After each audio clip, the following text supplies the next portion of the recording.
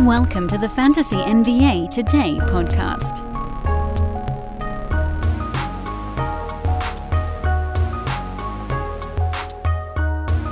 Oh my goodness, people. It's been a long time since I really had my voice and actual open time to do a show that I feel like perhaps I can be a little bit more proud of. Look, I'll be straight with you guys. I wasn't super proud of the last, 5 or 6 episodes of Fantasy NBA Today. But look, the thing is, you got to do them. You got to get them done. People are relying on it, and so the Iron Man streak must go on. But at the same time, with the dead voice and all that, it wasn't very good. But I got my voice back. I have a little bit of childcare coverage today, which is wild and marvelous. And so now we can just do a show. Let's have a little fun, shall we? Welcome to Fantasy NBA Today. I'm Dan Vespers. Thanks as always, everybody, for tuning in and enjoying or just tolerating another fantasy basketball episode. And this one, of course, we'll just kind of recap a Monday that was 7 games deep. Anything that comes up along the way, we've got, I'm sure, a few storylines that'll take us down these delightful tangential discussions. The wild and woolly New Orleans Pelicans, certainly one of them. A little bit of player news already from earlier today. And we'll just work our way through it. So let's dive in. Oh, by the way, we're also going to very much... I'd love to say that we're not going to have a ton of promo on today's show, but we're going to have some promo on today's show because I pretty much haven't done any, thanks to dead voice or no coverage for the last 6 episodes. So you guys got that little bonus. And now you can say bye-bye, little bonus, because we got sponsors we got to please, and we can't just shelve them for that long. But I'll slip that in the middle of the program. For now, I do just want to welcome you guys to the show. I hope you guys will follow me on Twitter at Dan Vespers, DanBesbris is the Twitter handle. We will continue to do all sorts of stuff over on the social media side of the equation. I want to try to also kind of tighten things up a little bit. Not that you guys don't enjoy long, meandering, winding discussions, but this is actually the case for social and for, I guess it's social and the pod, where sometimes I feel like we just get sidetracked by things that are not super fantasy relevant. Like if I was going to look at last night's card, let's just take this first game, for instance. Brooklyn beat Cleveland 125-117. Me saying something to you like, oh, Kyrie Irving had 32, 4, and 5 with 7 3-pointers, that's fun, I guess. It's a good game for him. But from a fantasy relevance standpoint, there isn't much. Because Kyrie, he's a top 15 per game guy, and he's not really going anywhere. He's a guy that's pretty much universally rostered in fantasy sports. He puts up big lines, and fine. Same general story with Kevin Durant. I like to mention him more than others because he was kind of our main guy. He was the, hey, what happens if you don't get Nikola Jokic to start your draft? Here on this podcast, we leaned hard into Kevin Durant, and right now, he's dunking on everyone on the total side, and he's number 2 per game behind the currently injured Anthony Davis. So yeah, we mentioned KD a little bit more than the average bear. But I think what I'd like to do, and if it means slightly shorter podcast, it means slightly shorter podcast. I want to focus on the stuff that is changeable, like a delta. The term delta, I don't want to just assume that everybody knows what it means. It tends to mean change. Delta means change. So if there's a change in something, valuation, health status would be another one. That's what I really want to focus on. And then that would allow us more time on these podcasts to go on some of those little tangential discussions, things that I think actually have value. Maybe it's just to me hearing my own voice, but I think some of you guys like it. And that's the way we get there. So not spending a ton of time talking about things that everybody already knows. Instead, plowing through that stuff quickly, focusing on the delta, and then giving us more time to focus on the other interesting stories or interesting just strategic elements of all of this. So let's try it out on today's show. Let's see how it goes here. So like we said, Brooklyn beat Cleveland 125-117. The delta in this ball game, I believe on the Brooklyn side, focuses on two key players. One of them is Royce O'Neal, who has seen his shooting percentage tick back up a little bit after kind of about a 4-week downturn. But he's also seen his rebounding, his passing, his steals, and his blocks. Those have all continued in a downward direction. So even though he's not shooting, 32% or whatever he was doing for like 4 weeks there, if you look at Royce's last 2 weeks, he's shooting 60%, but he's still outside the top 150 because there just haven't been any boards, no assists, no steals, half a block, and that's just not going to get it done. So I believe he falls back more into that schedule stream department, O'Neal. I don't think you have to roster him right now. I think you can use him when Brooklyn has a better schedule. The other one is TJ Warren, who played 27 minutes in yesterday's ball game, and I probably should have done this big lookup before hitting the record button on today's podcast, but I feel fairly confident in saying that's the most minutes he's played in an NBA game since December of 2020. Yes, Seth Curry was out. Yes, Joe Harris was also out. But you started to see the outlines of what TJ Warren used to be, which, remember, he was an old man squad favorite way back when. His Indiana season, 20 points, 4 boards, I mean, that was amazing. 54% from the field, probably not a repeatable number, but whatever. He's at 56% so far this year. We don't need him to get to 32, 33 minutes per game. In fact, there's almost no chance that happens. But if you recall, and you go back to that season, which that was the 1920 season. Remember, bubble TJ Warren, that was crazy. So if you go all the way back, 2019, 2020, that's 3 seasons back. Forget the one where he played a couple of ball games and then disappeared. TJ Warren was a top 40 fantasy play in starters minutes. If you peel off, call it like 20% of that, go from 33 minutes down to like 26, 27, he's still a startable fantasy play. What if the field goal percent comes down also? Well, that's something that you might have to concern yourself with. But 20% coming off here for Warren, you're still talking, could he average 15 points? I don't know, maybe. A 3-pointer, 3 and some odd rebounds, although he probably plays maybe even more towards the front court, so perhaps the rebounding is better. Because remember, that season in Indiana, he was the small forward.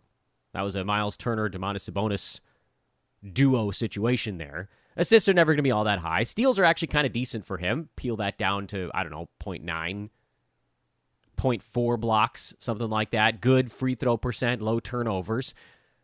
There's a lot of reason, I think, to make kind of it's almost like a preemptive ad on Warren. Because there's no guarantee that anything's going to work out in his favor. He does actually have kind of decent numbers the last 3 ball games in a row. He's actually top 50 in 23 minutes per game. And yeah, the steals, the rebounds, that's sort of an unsustainable rate in only 23 minutes per ball game. But again, let's say that does tick up towards 26 or 27. He's probably a top 80, 90 range kind of guy. Maybe even a little bit better. So I would say the first big piece of information, the first big delta here on today's podcast is go pick up TJ Warren. On the head-to-head side, it's going to be a tougher ad because he's going to skip back-to-backs probably the entire season, if I had to guess. But let's say that KD takes a game off, or Simmons takes a game off, or O'Neal takes a game off. You can see that now they're starting to funnel a few more minutes towards Warren, and his body was able to handle them in this particular ballgame. Yeah, 1 game, small sample size. We don't know if his body's going to be able to hold up on that type of thing longer term, but it's worth getting out in front of it, I believe. No deltas at all on the Cleveland side. See how we did that? Just walk right past them. Clippers beat the Pistons in overtime. Somehow, I mean, this was a ridiculous performance. Clippers were down 10 with 3 minutes left, and then they won by 11. They outscored Detroit by 20 points in the final 3 minutes of regulation and overtime. Well, regardless, Nick Batum, another quietly useful roto game. Another one where he was a plus 23. In a game that Paul George, by the way, who had a huge ball game, he was a minus 7. His units, John Wall was a minus 26 in this one. The units where those guys were a part of it, they were getting stomped by Detroit. But luckily, Batum and the bench brigade brought him back into it. I like Nick Batum a lot. I think you guys are probably going to then say, well, Dan, what should I do? Should I add Nick Batum or add TJ Warren? I really do think it depends on your format. I think Batum is an easier add in head-to-head because he's playing in back-to-back games, even if the minutes are somewhat depressed in some of them, like they had that scheduled L against Phoenix earlier this month where Batum only played 10 minutes. But for the most part, he's been around 25 to 30. It seems like Batum actually plays better when Kawhi is in there because they're able to go to that sort of star-studded lineup. They can run a little bit small. They can move Marcus Morris to the 5. They can move Batum to the 5. We'll get a pretty good look at that tonight, actually, in Toronto, because I think you'll see everybody in there besides John Wall. And what does that mean for Ivica Zubac? He's had a couple good games in a row. He had the Embiid game where he needed to play more. This one, he didn't necessarily need to play more. He just played relatively well. Team high 41 minutes for Zubac. Against the Detroit team, they does run a relatively large front court, but it's not like Jalen Duren and Isaiah Stewart are big post-move threats where they needed Batum to go deal with those guys. They probably needed him to help with the rebounding side because Duren's an excellent rebounder. We're seeing that here in his very young NBA career. So I think the answer on the Zubac question is we don't really know yet. I'm still leaning towards him more as a schedule stream type of play. He'd been trending down for about 6 consecutive weeks prior to having 2 better ball games in a row. Not monster games, but better ones. So what does that average out to? Still not great. Luke Kennard, another Delta. I think he's solidified himself as a 3-point streaming threat. He might actually get the day off. We'll wait and see on that one. He'd been skipping some back-to-backs. I know they've been going kind of easy on him, but he's unbelievable from 3-point range. He's a nice guy to stream threes on because he doesn't hurt your percentage. And I think that's pretty much the only deltas with the Clippers. We'll see Kawhi Leonard back in the lineup tonight. On the Detroit side, no real deltas either. I guess we could talk a little bit about Isaiah Stewart. We had just talked about him being probably more of a schedule stream type of play on our last podcast. And then he came out and he was like, screw you, Dan, I'm better than that. But, I don't really think he is. This one had overtime written on it. He shot 8 of 10 from the field. That's not going to happen every day. We saw the steals and the blocks were higher than usual. Even the schedule stream plays, it's something that's really hard to remember in the one-game sample part of all of this adventure, this fantasy adventure we go on every year. The thing that's hard to remember is you have to average this game out with the other ones. They're not all going to be like this. And there'd been a lot of games in a row where he was more like a top 200 kind of play. So he was actually kind of due for a top 50, top 60 type of line where you pair that up with the top 200s, and he's more of a schedule stream. I'm not adding Sadiq Bey. I'm not adding Alec Burks. I think if you really wanted to stream those guys when Detroit has a back-to-back or 3 games in 4 nights, you could probably do it, but whatever. There's typically better options out there. And then Jalen Duren just continues to truck along. He's probably a guy we don't even really have to talk about right now. That's how good he's been. Naz Reid played 29 minutes for the Wolves. He's seeing a lot of playing time even with Rudy Gobert back. I really wish I had the confidence to say when he would definitely get enough minutes to be fantasy relevant. It's kind of hard to know.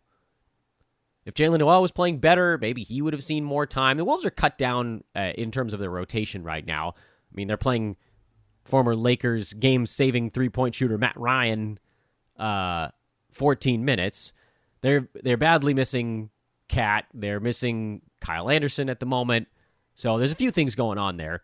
But in terms of Delta, head-to-head side, I love Naz Reid as a pickup because then you don't really care. If you get one game where he plays 20 minutes and then the next one he plays 26 and then he plays 18 and then he plays 29, it doesn't really matter.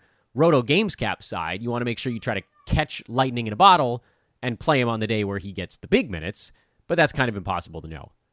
And then with Austin Rivers, this was kind of the middling expectation that we all should have had for him as a starter.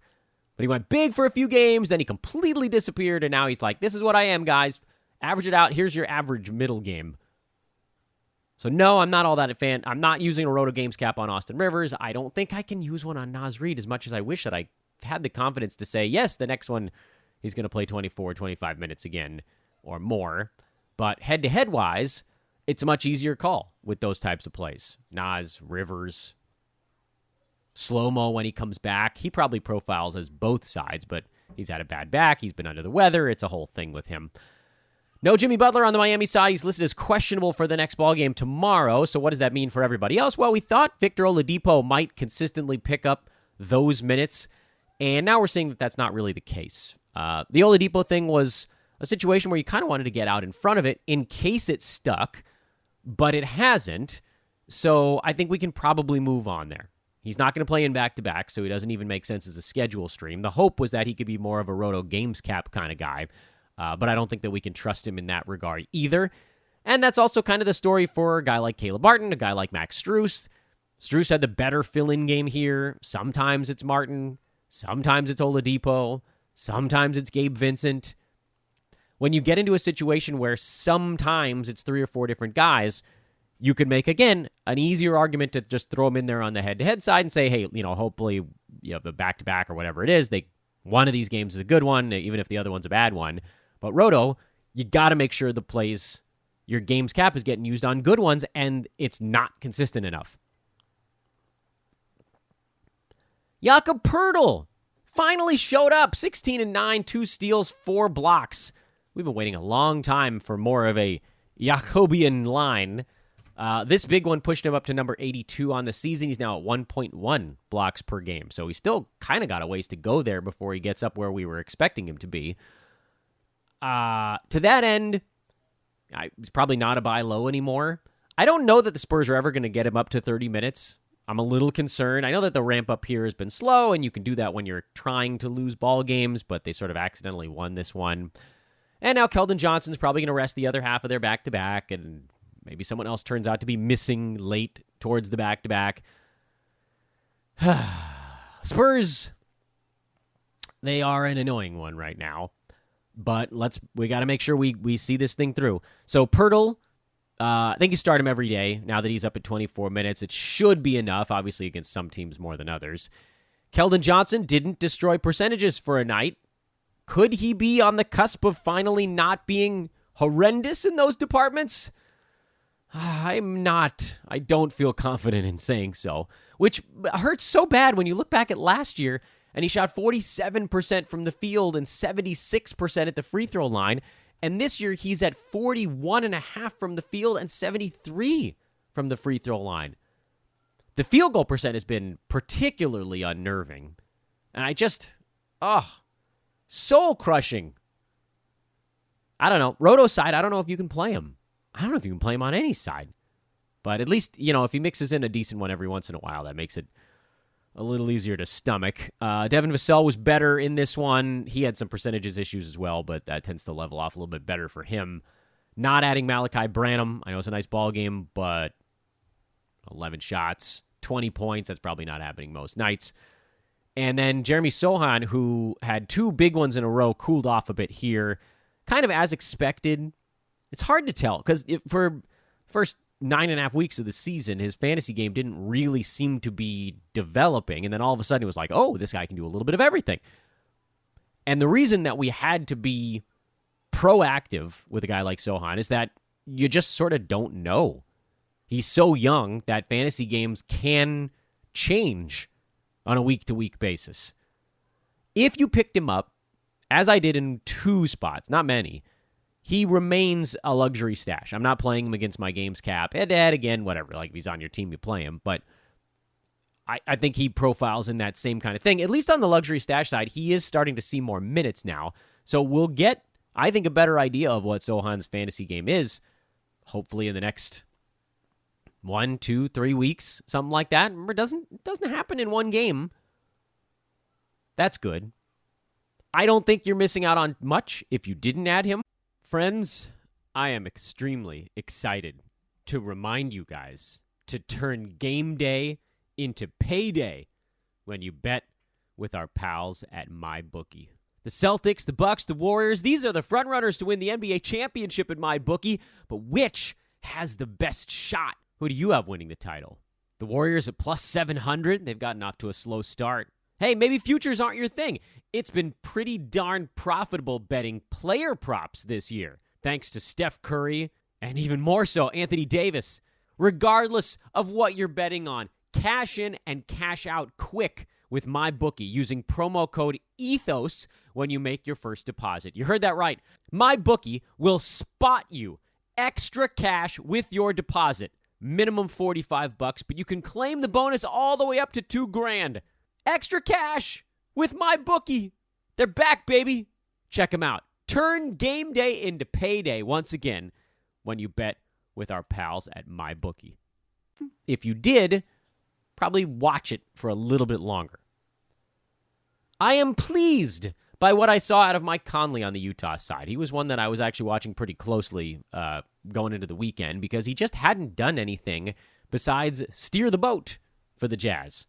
And in this one, he was like, you know what, I'm going to do a little bit more than steer the boat. I'm actually going to get involved in the Carnival Cruise games. 17 points, 5 boards, 6 assists, 3 steals, a block, 5 3-pointers. Really nice game for Conley.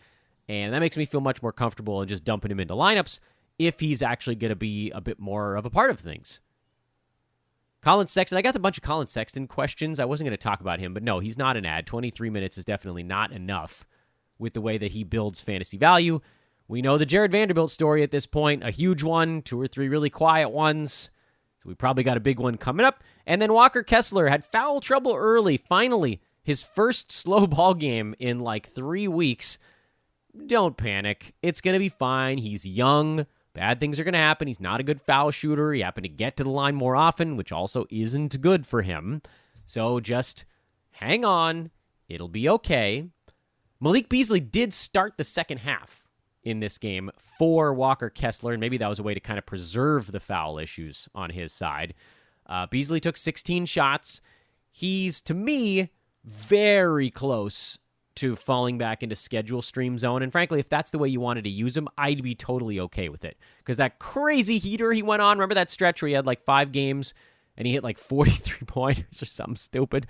That's not happening every day. Duh.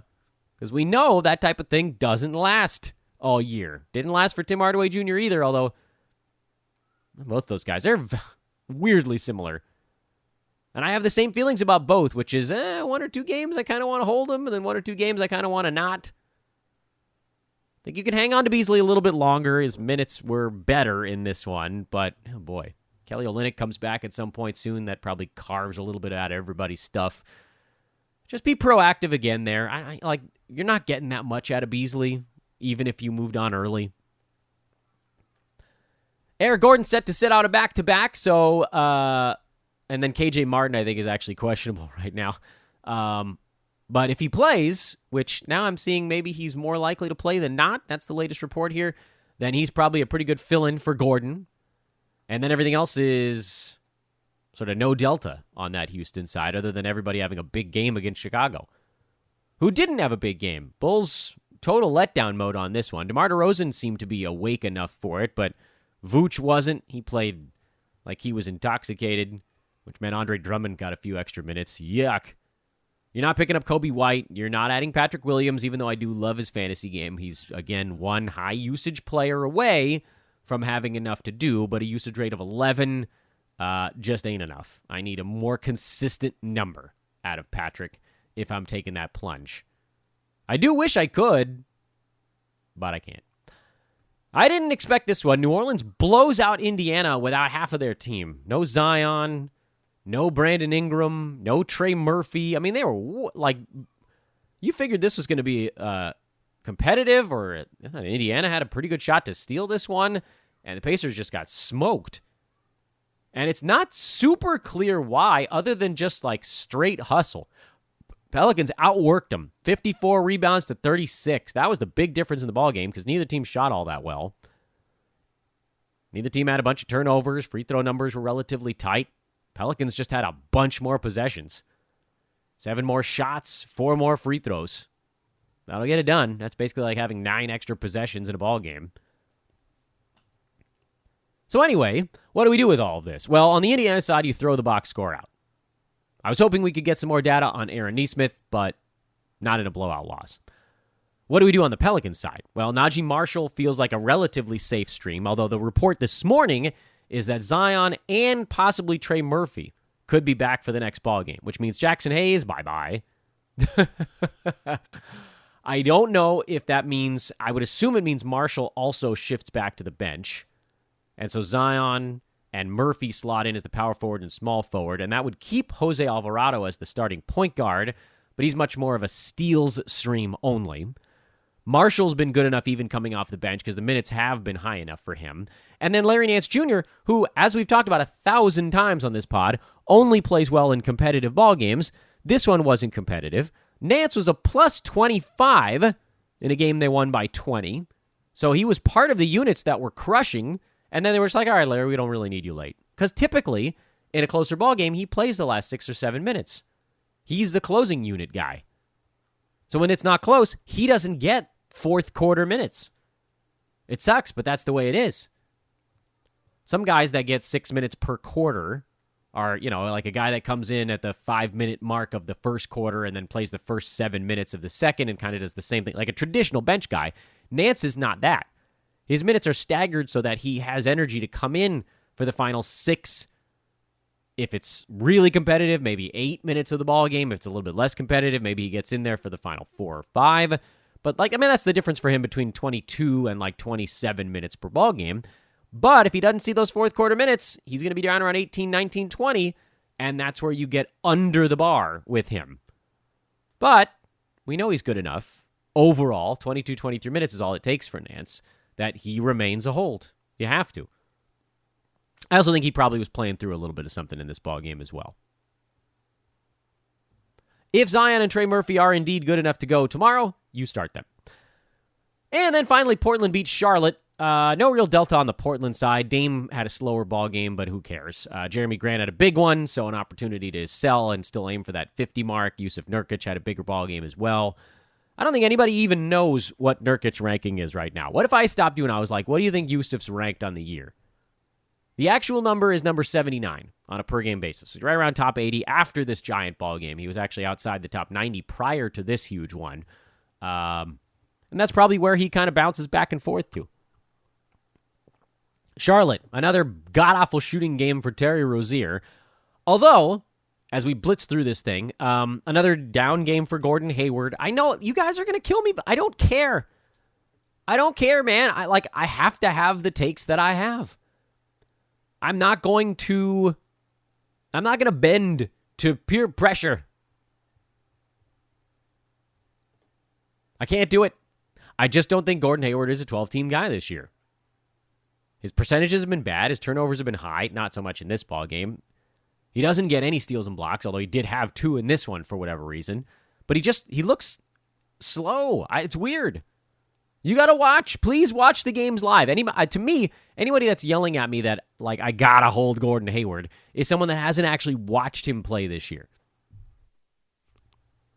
Because I liked Gordon Hayward as a late draft pick coming into the season. I thought he had a nice opportunity with LaMelo hurt coming into the year and Miles Bridges out for probably most of, if not all of the season. I don't want it to go down that route, although he might be signing a contract here in the not-too-distant future. I thought Hayward had an opportunity to put up some numbers, and then he was bad. And I thought, what the hell's going on here? So I put on a bunch of Charlotte games, because I wanted to watch Dennis Smith Jr. early in the season also. And Hayward looks slow. He has minimal elevation. Not that he's a big jumper anyway, but there's just he looks stout. His hair is weird. He used to have that fierce haircut. Now he's kid rolled out of bed and was late for 4th grade haircut. There's just something wrong with Gordon Hayward, and I don't know what it is, but it's why he's number 190, people. It's not like he's close. He's a disaster.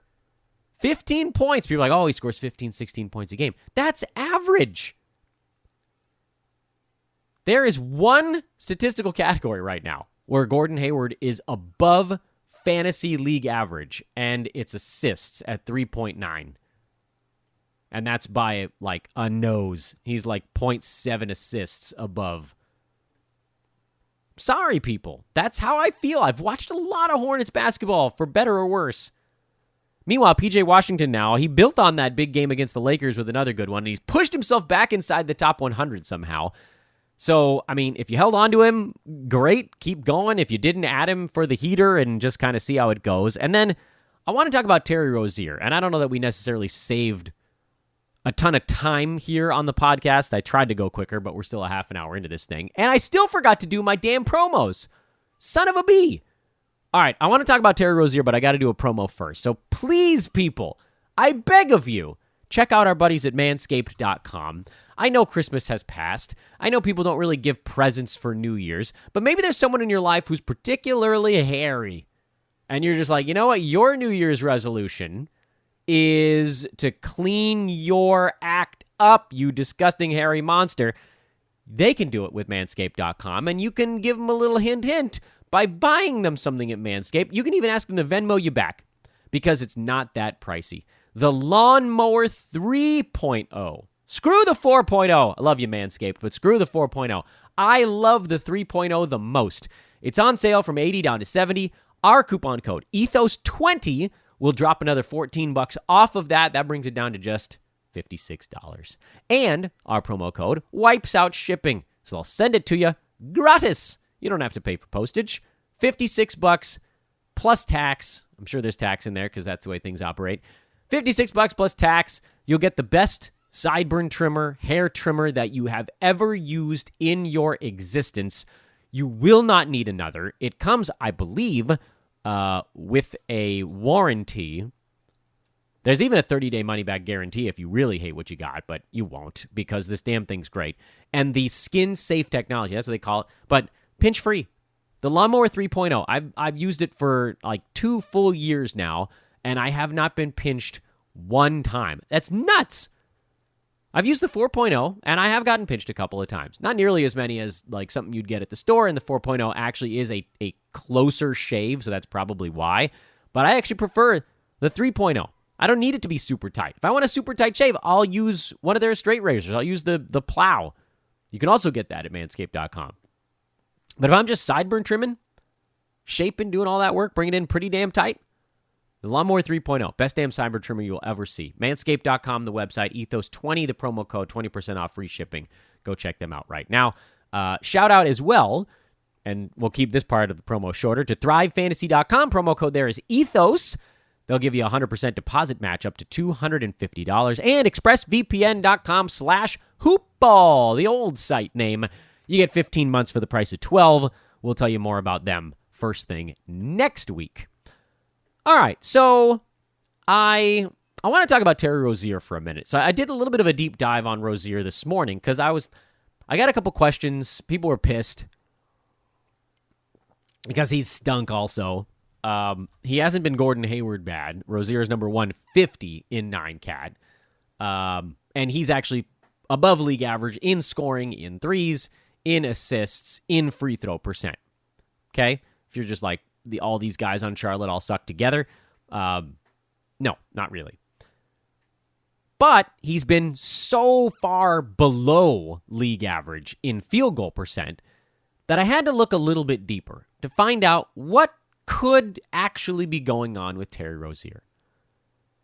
And the short answer is, it's unclear. It's not really clear. But just from a straight numbers standpoint, Terry Rozier is way down in 2-point field goal percent from the last 2 seasons. He's down in 3-point field goal percent from basically every single year of his pro career.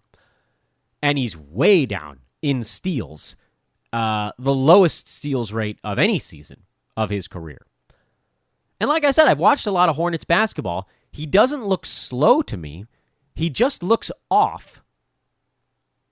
In a way where Gordon Hayward, watching him play, he looks slow and off.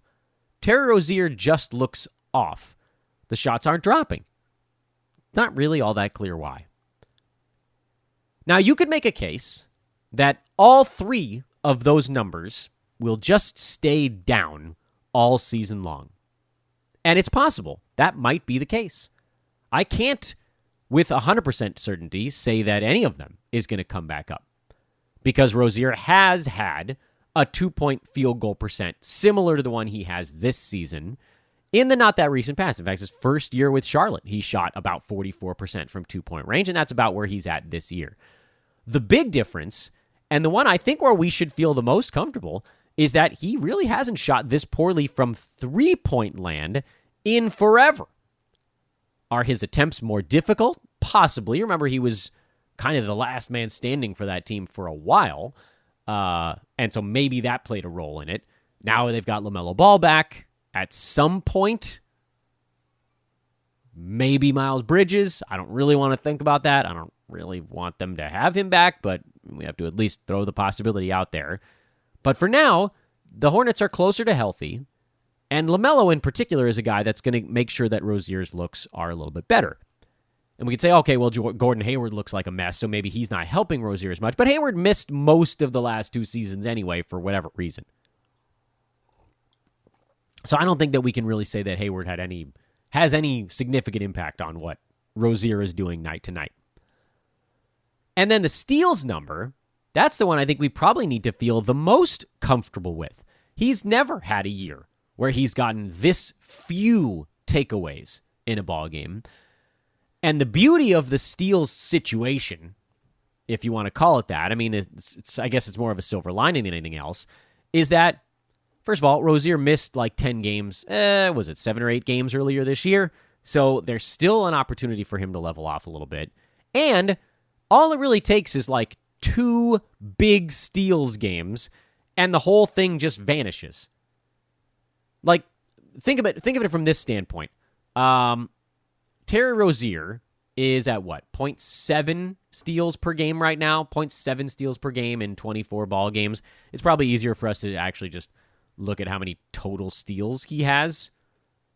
I don't know what that is. It's like 19 or something. 17. He has 17 steals so far this year in 24 ball games. You want him to get over 1 steal per game? You want him to get back where he's been throughout his entire NBA career? Basically, every time he's played 22 minutes or more, he's had 1 steal or higher.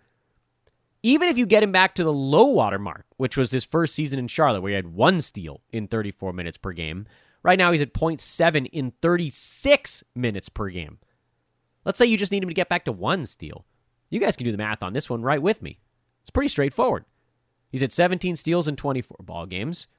He could have 8 steals in his next ball game, and it would be 1 steal per game. Or, if you want to make life a little bit less insane, how about over his next 6 ball games, he needs 13 steals. That feels pretty doable, doesn't it? Then suddenly he's at 1 steal per game.